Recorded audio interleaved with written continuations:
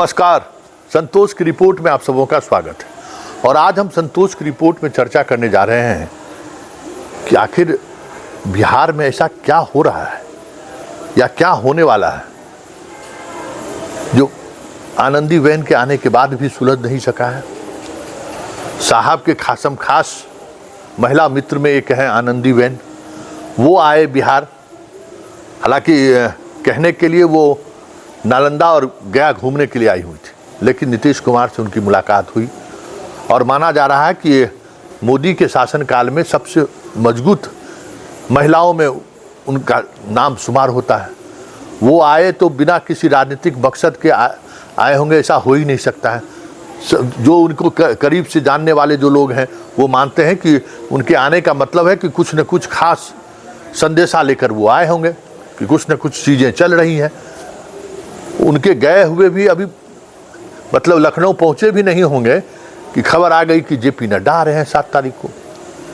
अब ये जेपी नड्डा के आने की बात सुगबुगाहट होना शुरू हो गया कि भाई जेपी नड्डा छठ पर्व के शाम वाले अर्घ में आ रहे हैं और वो नीतीश कुमार के साथ हो सकता है कि उनके साथ वो गंगा घाट पर दर्शन भी करें।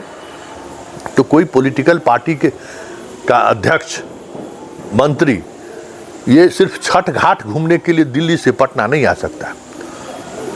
तो अगर वो आ भी रहे होंगे ना तो लोग राजनीतिक मतलब तो निकालेंगे कि कुछ न कुछ बात है, कुछ न कुछ चीज़ें चल रही हैं, कुछ न कुछ ऐसे इन्फॉर्मेशन है जिस इन्फॉर्मेशन को लेकर बीजेपी के अंदर खाने में कुछ न कुछ बेचैनी तो है। अब देखिए, अभी उनके आने का प्रोग्राम का सब बात हो ही रहा था कि अब चर्चा शुरू होने लगी है कि 13 तारीख को प्रधानमंत्री दरभंगा आएंगे, 15 तारीख को जमुई में आएंगे। लगातार 48 घंटे के अंदर में 2 बार प्रधानमंत्री आ रहे हैं और स्वाभाविक तौर पर जब प्रधानमंत्री आएंगे तो नीतीश कुमार से उनकी मुलाकात होगी ही होगी। तो फिर आखिर ऐसी कौन सी बात है जिन बातों को लेकर बीजेपी के अंदर कुछ न कुछ चल रहा है। आनंदीबेन पटेल से भी जब मामला नहीं सुलझा तब नड्डा जी को भेजने की बात हुई। नड्डा के अभी पटना पहुंचने में अभी 72 घंटे से ज़्यादा का समय है।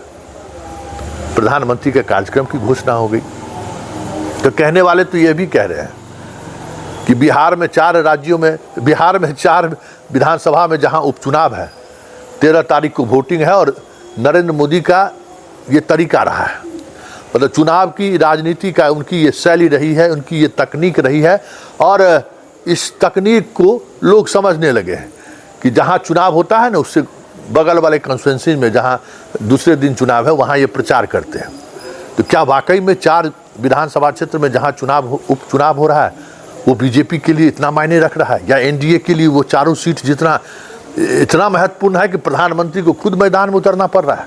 चर्चाएं तो कुछ इसी तरीके की हो रही है कि 13 तारीख को 4 जगह पर उपचुनाव है, जबकि 4 में 3 सीट तो पहले से इंडिया गठबंधन का है, 1 सीट हम इमामगंज से लड़ रहे हैं।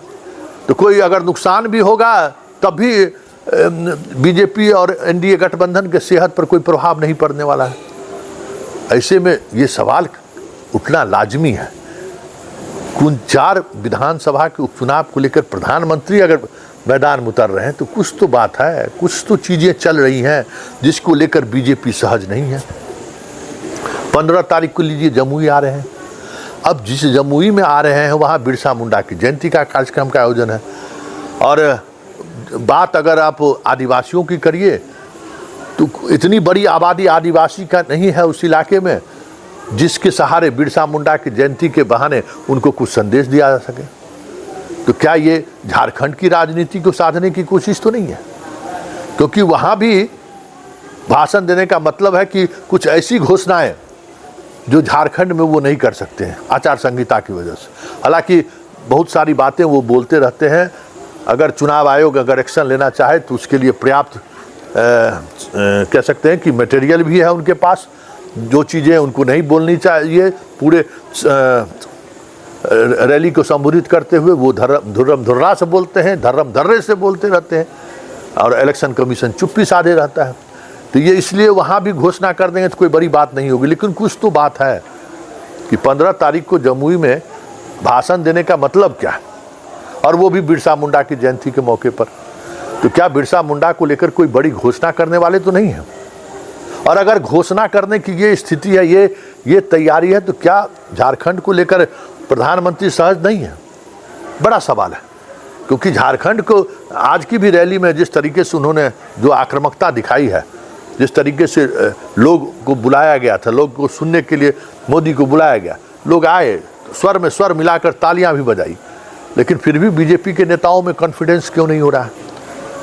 यहाँ के प्रभारी और फायर ब्रांड असम के मुख्यमंत्री हेमंत बिस्व शर्मा भी कह रहे हैं कि जबरदस्त हम लड़ाई दे रहे हैं। जीत का दावा वो भी नहीं कर रहे हैं, लेकिन लड़ाई की बात वो भी कर रहे हैं।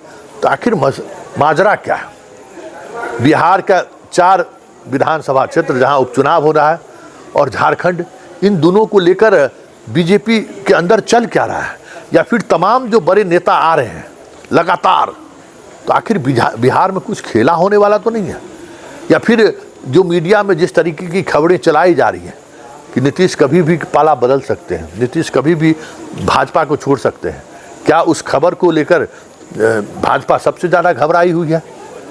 ये भी हो सकता है कि वो किसी भी परिस्थिति में अब नीतीश जैसे साथी को वो छोड़ना नहीं चाहता है, ऐसे भी बात हो सकती है। तो तमाम तरह के अटकलों के बीच प्रधानमंत्री का आना, जेपी नड्डा का आना, आनंदीबेन पटेल कर मिलकर जाना, कुछ न कुछ तो सवाल खड़े कर रहे हैं। कुछ न कुछ चीज़ें तो चल रही हैं जिसको लेकर बीजेपी सहज नहीं है। अब देखना ये है कि इस असहजता के बीच प्रधानमंत्री का 13 और 15 का यात्रा, मतलब जो बिहार आ रहे हैं, और 7 को जेपी नड्डा का आना, उससे बहुत सारी चीज़ें समझ में आनी शुरू हो जाएगी। जेपी नड्डा के आते ही बहुत सारी चीज़ें 7 तारीख को वो जो आ रहे हैं, उससे बहुत सारी चीज़ें समझ में आनी शुरू हो जाएंगी। लेकिन इतना तय है कि प्रधानमंत्री हो या जेपी नड्डा हो या आनंदीबेन पटेल हो, बिहार में लगातार उन लोगों के आने का मतलब है कि बिहार की राजनीति से बीजेपी सहज नहीं है। या फिर बिहार में जितने प्रयोग अमित शाह के द्वारा किया गया है, उस प्रयोग की वजह से पार्टी का जो नुकसान हुआ है, या फिर पार्टी जिस तरीके से नीतीश के सामने और मजबूर हुआ है, क्या ये तो वजह नहीं है? क्योंकि लोकसभा चुनाव परिणाम के बाद ये साफ दिखा कि बीजेपी अगर नीतीश के बगैर चुनावी मैदान में उतरते तो बिहार में किस कंस्टिट्यूएंसी में खाता खुलता कहना मुश्किल है। क्योंकि पटना जैसे सीट भी बड़ी मुश्किल से वो जीत पाए हैं। जो पटना जैसी सीट किसी भी आंधी तूफान में बीजेपी जीतती रही है।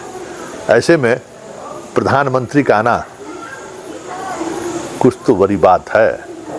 इंतज़ार करिए, हम लोग भी टटोलने की कोशिश कर रहे हैं कि प्रधानमंत्री एम्स के रूप में सौगात देने आ रहे हैं या फिर कोई राजनीतिक बहुत बड़ा बवंडर आने वाला है। चलिए ज़रा सुनिए बीजेपी के प्रदेश अध्यक्ष इन तमाम नेताओं के कार्यक्रम के बारे में क्या कह रहे हैं। हाँ, प्रधानमंत्री नरेंद्र मोदी जी का पहले से कार्यक्रम तय है कि वो एम्स का उद्घाटन करने के लिए दरभंगा आएंगे। तो आप लोगों को शायद मालूम है कि जमुई का 15 तारीख का, लेकिन उसके पहले भी हो सकता है कि वो दरभंगा आएंगे, एम्स का उद्घाटन करेंगे। 1-2 दिन में पता चलेगा। जेपी नड्डा जी 7 तारीख को आ रहे हैं, करीब 3 बजे आएंगे और रात्रि के 7 बजे तक रहेंगे। छठ घाट का वो छठ व्रती को और डूबते सूर्य को पहला दिन जो है प्रणाम करेंगे। आस्था का महापर्व छठ पर्व का, और जेपी नड्डा जी का रिश्ता पटना से, यहीं पर जन्म उनका हुआ है और यहीं पर उन्होंने बचपन का दिन बिताया है। तो पटना इसी के लिए वो आज आने वाले हैं 7 तारीख को।